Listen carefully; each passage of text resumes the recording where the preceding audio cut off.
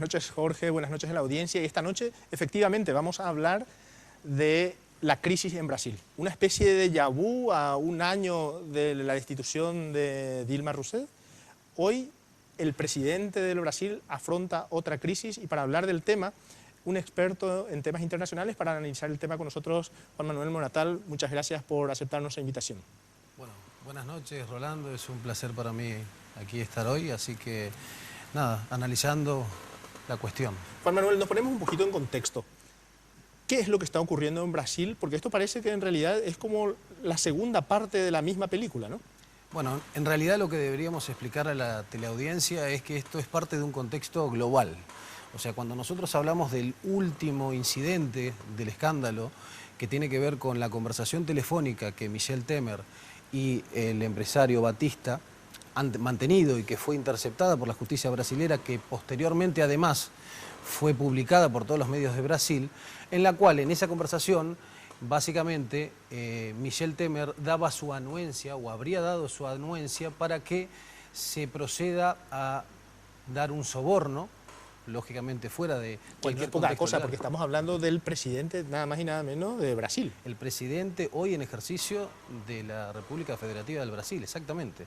Entonces, ese soborno estaba destinado para el, digamos, ex diputado, ex congresista brasilero, Eduardo Cunha, que tenemos que recordar entonces en el contexto general lo que decíamos, esto es parte de lo que fue o lo que es y sigue siendo el escándalo más grande de corrupción en la historia de Brasil. Desde, lo hablábamos antes del programa, desde Collor de Mello no recordamos algo así. ¿Cuál es el contexto entonces? El operativo Lava Jato o el caso Odebrecht, como quiera denominarse. Es lo mismo, hasta si se quiere el caso Petrobras. ¿Por qué? Y porque cuando llegamos a la conclusión de que el empresario Marcelo Odebrecht, que hoy se encuentra condenado a 19 años de prisión en Brasil, y que fue parte de una investigación inclusive por la justicia de Estados Unidos, que fue pública a fines del año pasado y en la cual se develó que habría un contexto que tiene más de 20 años de ejercicio en el cual se habrían facilitado sobornos y coimas en más de 12 países por contratos justamente de corrupción y por un monto total que se está manejando alrededor de 350 millones de dólares. Estamos hablando de una mega cadena de corrupción, ¿no? Tal cual. ¿Y qué es lo que sucede entonces? Bueno, esto ha mantenido y ha tenido en vilo a todo el Estado brasilero desde hace más de un año, con consecuencias internacionales y con consecuencias lógicamente nacionales. Si recordamos el impeachment y posterior, digamos, el reemplazo de la presidenta Dilma Rousseff fue justamente en el contexto de este escándalo.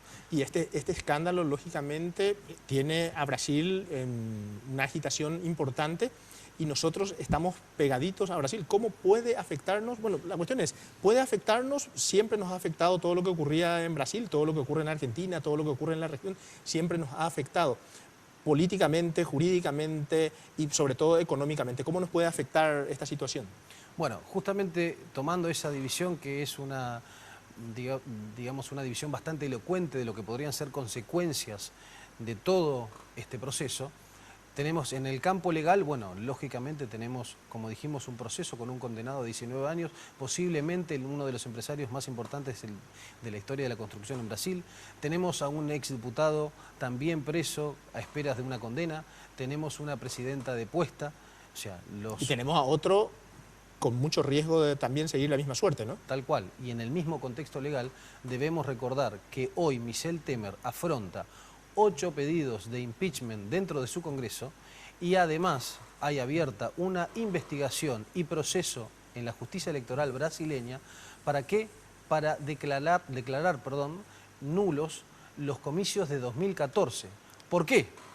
Por justamente la declaración que hace Marcelo Odebrecht en su propia causa sobre sobornos que habrían ocurrido para acompañar y para garantizar la campaña del 2014 donde Dilma Rousseff saliera presidenta y su vicepresidente justamente Michel Temer. ¿Y a Paraguay cómo le puede afectar eso? Bueno, finalmente mi percepción de lo que ocurre hoy en Paraguay difiere un poco de lo que ha ocurrido históricamente en el país. Debemos recordar que esa famosa frase acuñada de que cuando nuestros vecinos grandes, Brasil y Argentina, estornudan, nosotros nos resfriamos, creo hoy que no es aplicable. No es aplicable, ¿por qué? Porque Paraguay ha mantenido en los últimos años, y creo yo, podremos dar un inicio más o menos cierto desde las políticas macroeconómicas instauradas por Nicanor Duarte Frutos, posteriormente y con una ideología completamente diferente, pero a la vez manteniendo políticas macroeconómicas con el mismo ministro de Hacienda, Borda. También ocurrió lo mismo con Lugo. Y bueno, y finalmente hoy en este gobierno, que al margen de los gustos de una persona, para bien o para mal, debemos, y creo que es honesto decir las cosas que realmente se han conseguido positivamente, y una de ellas es casi una política de Estado, esta macroeconomía estable, crecimiento sustentable y una política acertada, creo hoy, de la cartera de Hacienda de nuestro país, es la implantación de políticas contracíclicas. Cuando hablamos de políticas contracíclicas es que el ciclo que puede atravesar Brasil, ya sea por una crisis puntual, coyuntural o algo mucho más extendido en el tiempo, o Argentina, Paraguay está en condiciones de soportar por su cuenta propia y por el trabajo que ha venido desarrollando en estas políticas que han traspasado o han ido traspasando gobiernos, ¿no? Es decir, Paraguay está fuerte como para aguantar esto, pero tal vez tenemos que ir un poquito más allá. ¿Está lo suficientemente fuerte como para aguantar mucho más o no? Y bueno, podemos remontarnos a la historia cercana. ¿Qué nos dice la historia cercana? Que ya pasamos por un impeachment en Brasil, por una remoción de una presidenta en Brasil, y que Paraguay ha mantenido el crecimiento. Es más, conversábamos con especialistas antes justamente de llegar aquí sobre la última información que dio la plaza privada, la banca privada en nuestro país, aumentando las proyecciones. Y hoy llegan, exactamente, hoy llegan hasta un 5% inclusive. Por lo tanto, yo creo que sí, que podemos entender que Paraguay hoy se encuentra preparado e indemne en gran medida. Lógicamente siempre afecta y tenemos situaciones específicas como la de Ciudad del Este, que es una ciudad fronteriza, pero hoy nos encontramos mucho más preparados que en otro momento. Paraguay, y quiero enfocarme un poquito sobre esto, Juan Manuel. Paraguay en mucho tiempo ha venido reclamando, los diferentes actores de Paraguay, tanto en materia educativa, académicos, como economistas, especialistas en determinados sectores, políticos, parlamentarios, todos de alguna forma reclamando la generación de políticas de Estado. Sí, es decir, tenemos que hablar de políticas de Estado.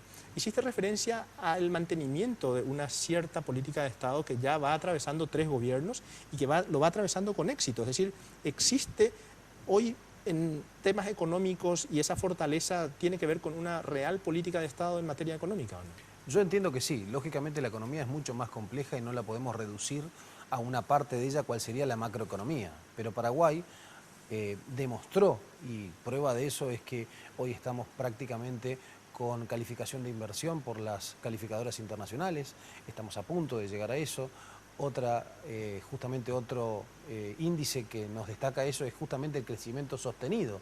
¿Qué pasa? Paraguay ha tenido grandes picos para arriba y para abajo, pero hoy en día, y a pesar de todo lo que son las justamente crisis y vaivenes de nuestros grandes vecinos y de la región, ha sabido mantener ese crecimiento sostenido. Entonces, a mi entender, eso es una prueba justamente de políticas de Estado. Y si me permitís, yo creo que incluso hay muchas perspectivas de seguir, ¿no?